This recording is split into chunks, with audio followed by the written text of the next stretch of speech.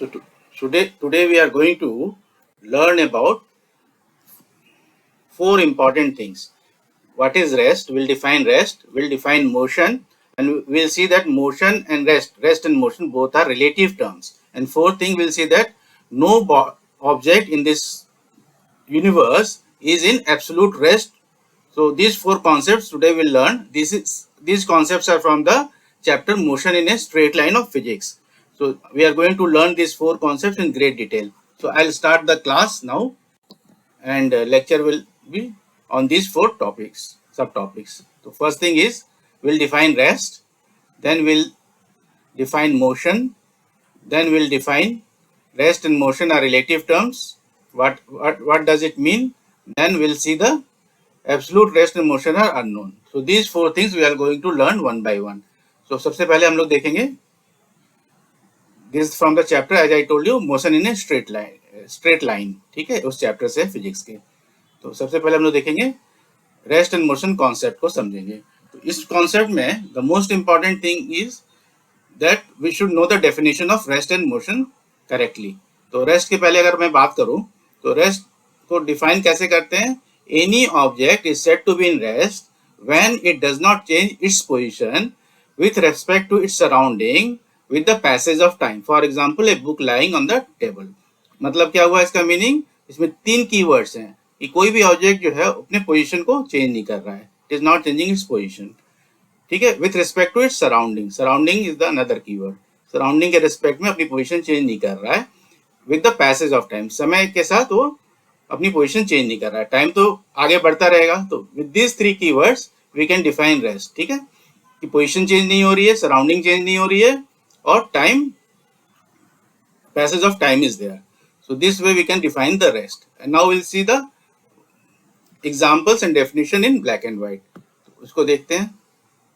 An object is said to be at rest if it does not change its position. ठीक है, अपने position को change नहीं कर रहा है with respect to its surrounding with the passage of time. For example, a book lying on the table or the stone lying on the ground. या कोई stone ground पे पड़ा हुआ है. ठीक है, तो उसके साथ वो अपने सराउंडिंग को चेंज नहीं कर रहा है, पोजीशन चेंज नहीं कर रहा है with respect to time. So it is in rest. So we'll see the example. अभी देखो यहाँ पे एक टेबल है. इस टेबल पे दिस बुक इज लाइंग. तो हम लोग say after 1 minute if I see I find that book is there only. जिस पोजीशन में थी वही है. 2 मिनट के बाद भी देखता हूँ तो वही है. ठीक है, 5 मिनट के बाद भी मैं बुक को देखता हूँ तो it is there only. 10 minute के बाद भी देखता हूँ तो बुक इज देयर ओनली. मतलब passage of time is there but book is not changing its position. इसका मीनिंग क्या है? जैसे मान लो बुक, यहाँ से बुक 10 सेंटीमीटर पे, इस पॉइंट से बुक 10 सेंटीमीटर, यहाँ से 5 सेंटीमीटर पे. ठीक है, और इस जगह से भी 5 सेंटीमीटर पे, यहाँ से 10. तो बुक की जगह जो है फिक्स है. 1 मिनट के बाद भी यहाँ से 5 है, इस साइड से 10 सेंटीमीटर है, इधर से 10 सेंटीमीटर है, इधर से 5 सेंटीमीटर है. 5 मिनट्स के बाद भी उसी पोजीशन में है. ये जगह बुक चेंज नहीं कर रही. 10 मिनट्स के बाद भी, 1 आवर के बाद भी बुक टेबल पे जहाँ पड़ी हुई है वहीं पड़ी हुई है.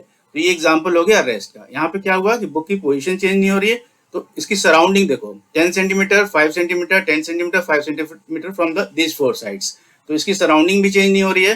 तो रेस्ट में इसकी पोजीशन भी चेंज नहीं हुई, सराउंडिंग भी चेंज नहीं हुई, और पैसेज ऑफ टाइम भी हो गया.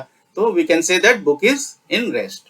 ठीक है, तो ये हो गया रेस्ट के बारे में. Now will see the next thing.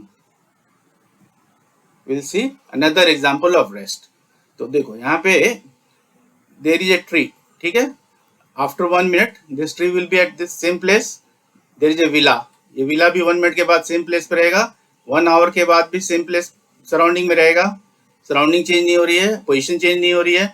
इसी तरह से लैम्प पोस्ट भी वहीं का वहीं रहेगा. This towers will be also there only. इनकी पोजीशन पैसेज ऑफ टाइम के साथ इनकी सराउंडिंग चेंज नहीं हो रही है. विद रिस्पेक्ट टू सराउंडिंग इनकी पोजीशन चेंज नहीं हो रही है. तो these are the examples of rest. ठीक है, अब हम लोग रेस्ट समझने के बाद now will understand what is motion. ठीक है, तो मोशन को समझते हैं. मोशन का डेफिनेशन देखो. An object is said to be in motion if it does not change, if it changes its position. यहाँ पे क्या कर रहा है? It changes its position. ये पोजीशन चेंज कर ले रहा है with respect to its surrounding. Surrounding के रिस्पेक्ट में पोजीशन चेंज कर लिया with the passage of time, समय के साथ. ठीक है, for example a train moving on a rail. अगर एक ट्रेन रेल मूव हो रही है रेल पे, तो उसको बोल सकते हैं कि ट्रेन इज इन मोशन. ठीक है, बस मूविंग ऑन द रोड, तो बस मूव हो रही है तो उसको बोलेंगे कि बस इज इन मोशन. तो इसका हम लोग एग्जांपल देख लेते हैं. देखो यहाँ पे at t is equal to 0 पे ये ट्रेन थी ए पे, ठीक है, ये मूव हुई और t is equal to T पे कुछ समय के बाद ये ए पोजीशन से बी पोजीशन पे आ गई, तो क्या बोलेंगे, दिस इज इन मोशन। तो मोशन में भी अगेन देयर आर 3 कीवर्ड्स। पहला क्या है, पोजीशन, फर्स्ट इज पोजीशन, इसकी पोजीशन चेंज होगी, यस। देन इसकी सराउंडिंग भी चेंज होगी, ठीक है, और पैसेज ऑफ टाइम तो चेंज होगा ही होगा। तो all 3 are yes, position change हुई with respect to surrounding with the passage of time, ठीक है, टाइम के साथ ये ए पोजीशन से बी पोजीशन पे आ गया। So will say that this train is in motion, it is in motion, ठीक है, मोशन। तो ये एग्जांपल हो गया। तो इस तरह से हम लोग रेस्ट और मोशन को डिफाइन कर लेंगे। Now will see the third thing. इसमें ये भी एक काम करते हैं, ये भी देख लेते हैं एग्जाम्पल। यहाँ पे एक एग्जाम्पल मोशन का और ले लेते हैं। मान लो this bird is at A, ठीक है, ये फ्लाई कर रही है बर्ड, और after some time, after 5 minutes bird यहाँ ट्री के पास आ जाती है बी पॉइंट पे, ठीक है। तो बर्ड क्या हुआ, बर्ड इज इन मोशन। क्यों मोशन में हुई, क्योंकि इसकी विथ रिस्पेक्ट टू सराउंडिंग, अभी ये ट्री पे आ गई, यहाँ पे सराउंडिंग कुछ और था, लेकिन यहाँ पे ट्री है, ये बैंगलो है, विला है, लैम्प पोस्ट है, तो इसकी सराउंडिंग चेंज होगी। तो will say that this bird is in motion with the passage of time. इसी तरह से this guy who is running from P point, यहाँ पी पॉइंट पे आफ्टर सम टाइम रन करके वो क्यू पॉइंट पे आ जाता है, ठीक है, then he is in motion. ये मोशन के एग्जाम्पल हो गए, ठीक है, क्योंकि इसमें क्या हुआ, पोजीशन भी चेंज हो गई with respect to surrounding, with the passage of time position change हो जा रही है। So this is another example of motion. So now we have understood the rest and motion in a very clear way. So will see next thing. This concept is of rest and motion are relative terms, ठीक है। तो इसको हम लोग समझेंगे। पहले मैं आपको पिक्चर से समझा देता हूँ कि what does it mean, rest and motion are relative term, then I will come to the theory part. देखो यहाँ पे हम लोग क्या करेंगे, we are seeing a train जो कि इस डायरेक्शन में मूव हो रही है, ठीक है, ये ट्रेन इज मूविंग। इसमें एक पैसेंजर नंबर 1 है, यहाँ पैसेंजर नंबर 2 है, इन दोनों की बात करेंगे। And this they are the को पैसेंजर्स 1 and 2, और third is a gentleman, person who is standing on the ground, ठीक है। तो 1 और 2 नंबर के पैसेंजर्स किसमें है, ये दोनों ट्रेन में है, ठीक है, 1 and 2 number are in train. और जो थर्ड पर्सन है, थर्ड नंबर का पर्सन जो है, इज ऑन ग्राउंड। ये बहुत इंपॉर्टेंट है कॉन्सेप्ट। तो इसमें क्या है कि मैं एक नंबर के पैसेंजर को पूछता हूँ कि whether passenger number 2 is moving, is in rest और इन मोशन। एक नंबर पूछता हूँ कि 2 नंबर का जो पैसेंजर है वो रेस्ट में है या मोशन में है। तो एक नंबर वाला बोलता है कि साहब जब से ट्रेन चली है 2 नंबर का पैसेंजर तो अपनी जगह से हिला भी नहीं, उसकी सराउंडिंग भी सेम है, टाइम 2 घंटे हो गए और ये अपनी जगह को उसने छोड़ा नहीं है। तो 2 नंबर का पैसेंजर जो है, passenger number 2, he is in rest, ठीक है। Same question I ask passenger number 2 कि पैसेंजर नंबर 1 रेस्ट में है या मोशन में है। तो पैसेंजर नंबर 2 बोलता है साहब 2 घंटे जब से ट्रेन चली है सेम पोजीशन में है पैसेंजर नंबर 1 और वो रेस्ट में है। तो 1 और 2 दोनों एक दूसरे को रेस्ट में बोल रहे हैं। अब ट्रेन जैसा मैंने बताया कि ये मूव हो रही है, ठीक है, train is moving. Passenger number 3 को मैं पूछता हूँ कि passenger number 1 is in rest और इन मोशन। पैसेंजर नंबर ये पर्सन नंबर 3 को, ठीक है, पर्सन नंबर 3 को मैं पूछता हूँ पैसेंजर नंबर 1 और 2 दोनों रेस्ट में या मोशन में। तो पर्सन जो थर्ड पर्सन जो ग्राउंड पे है वो बोलता है कि 1 and 2 आर इन मोशन, क्योंकि इसके लिए ट्रेन चल रही है तो इन दोनों को ये चलते, दोनों पैसेंजर 1 और 2 इसको चलते हुए दिख रहे हैं, ठीक है। तो ये बोलेगा कि ये मोशन में है। 3 नंबर वाला बोल रहा है 2 और 1 दोनों मोशन में है। तो इसका मतलब ये हुआ कि सेम टाइम पे अगर मैं केवल एक पैसेंजर को लेता हूँ 1 नंबर को, तो 1 नंबर का पैसेंजर सेम टाइम में रेस्ट पे है with reference to passenger number 2। Passenger number 2 के accordingly passenger number 1 is at rest, ठीक है, 1 रेस्ट पे है और 1 जो है वो मोशन में है एज पर person number 3। Third number person के मुताबिक वो मोशन में है सेम टाइम पे, है ना, सेम टाइम में। तो यहाँ समझने वाली बात है ये कि ऐसा क्यों हो रहा है। ऐसा इसलिए हो रहा है कि क्योंकि इनका frame of reference, this is another very important word, frame of reference change हो रहा है। फ्रेम ऑफ रेफरेंस कहाँ से ऑब्जर्व किया जा रहा है, वो पॉइंट चेंज हो रहा है। Point from where we are observing, frame of reference, जिस फ्रेम से हम इसको ऑब्जर्व कर रहे हैं वो चेंज हो रहा है। पैसेंजर नंबर 2 ऑब्जर्व कर रहा है पैसेंजर नंबर 1 को ट्रेन से, तो उसमें फ्रेम ऑफ रेफरेंस क्या है, पैसेंजर नंबर 2 के लिए ट्रेन है, ठीक है।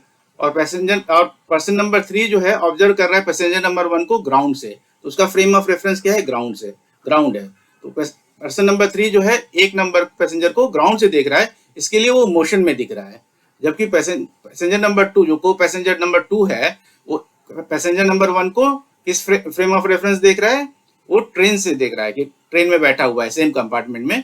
तो फ्रेम ऑफ रेफरेंस चेंज हो गया, ग्राउंड टू ट्रेन हो गया, तो उसको एक नंबर पैसेंजर जो है रेस्ट में दिख रहा है। तो इस तरह से रेस्ट और मोशन आपस में रिलेटिव टर्म है, ठीक है। एक ही टाइम में passenger number 1 is at rest also and he is in motion also. वो डिपेंड करता है कि फ्रेम ऑफ रेफरेंस क्या है, कहाँ से हम लोग उसको ऑब्जर्व कर रहे हैं, ठीक है। तो इसको हम लोग इसकी थ्योरी पार्ट देखते हैं। थ्योरेटिकली देखो इसको कैसे बताया, rest and motion are relative term as I explain you just now. A passenger sitting in a moving train is at rest with respect to his fellow passenger, but he is in motion with respect to the object outside the train। वो जो third person था उसके लिए वो क्या है, motion में है। Thus an object may be at rest with respect to one object and at the same time it may be at motion relative to another object, hence rest and motion are relative term। So this is a very important concept। यहाँ पे क्या important thing है, from where we are observing the observer is standing or observer is situated, frame of reference कौन सा use हो रहा है, train है कि ग्राउंड है, फ्रेम ऑफ रेफरेंस, तो उसके अकॉर्डिंगली पैसेंजर के चेंज हो जा रही है पोजीशन, रेस्ट या मोशन में चेंज हो रहा है वो, ठीक है। तो with this we have understood this concept. Now we will see the next concept and this is also very important concept and this is the fourth concept, जिसमें हम लोग समझेंगे कि absolute rest and motion are unknown. तो as no object in universe is at absolute rest, so the absolute motion cannot be realized, only relative motion and rest and motion can be realized।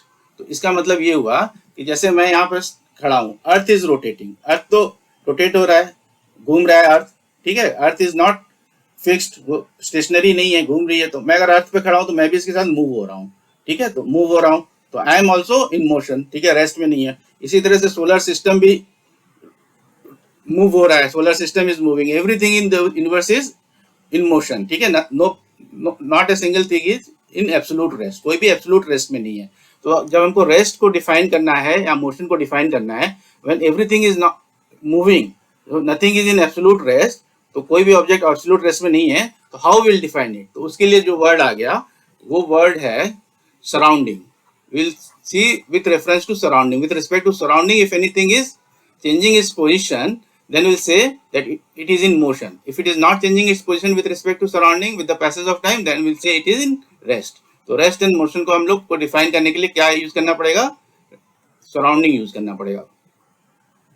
With respect to किसके देखना पड़ेगा, surrounding के, because absolute rest and motion are unknown. As no object in universe is at absolute rest, so the absolute motion cannot be realized, only relative rest and motion can be realized। So this is the reason why in the first slide